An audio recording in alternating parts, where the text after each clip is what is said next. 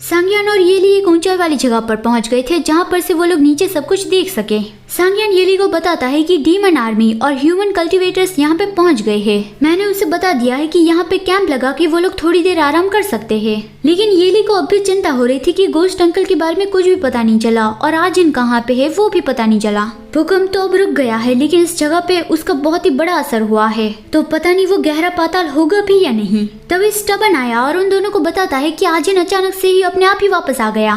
तो फिर वो दोनों जल्दी जल्दी में सांगजिन के पास पहुंचे। सांगजिन ने ग्लूटोन के सामने सब कुछ कन्फेस कर दिया था। ग्लूटोन कह रहा था कि तुमने जो कहा वो सच है, तुमने और ज़ोयू ने मिलके ही सब कुछ किया है और ज़ोयू तुम्हें कंट्रोल कर रहा था। लिटिल फॉक्स तुम्हें बचाने आया था, उस वक्त ज़ोयू ने उसे मार डाला और तुम वहाँ पे खड़े खड़े बस उसे देखते रहे। ये सुनकर येली और सांगयान भी शॉक्ड रह गए। सांगजिन रोते हुए बोलता है कि हाँ वो मेरी ही गलती थी, मास्टर मुझे माफ कर दीजिए, मुझे बहुत ही ज्यादा रिग्रेट हो रहा है। ग्लूटोन उसे एक जोर का स्लैप लगा देता है और चिल्ला के कहता है कि अब पछतावा करने से क्या फायदा। लिटिल फॉक्स तुम्हें कितना प्यार करता था, वो तुम्हें अपनी फैमिली मानता था, इसलिए उसने तुम्हें बचाने के चक्कर में अपनी जान दे दी। लेकिन तुम एक धोखेबाज हो, मैं तुम्हें मार डालूंगा।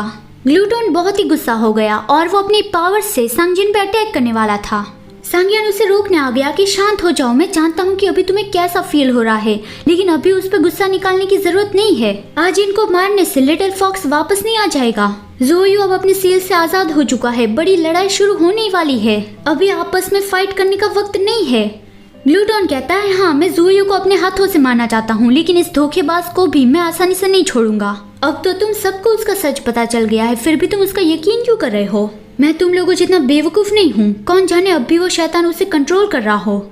येली कहता है कि अब मुझे सारी सिचुएशन समझ में आ गई है। ज़ोयू जो क्रिएशन गॉड के अंदर का शैतान है वो बहुत ही पावरफुल है, वो उसे आसानी से कंट्रोल कर सकता है और उसके कंट्रोल से बाहर आना बहुत मुश्किल भी है। लेकिन आजिन को हम सब ने मिलकर बड़ा किया है, तो हम सब जानते हैं कि आजिन किस तरह का पर्सन है। वो कभी भी बुराई का साथ नहीं देगा।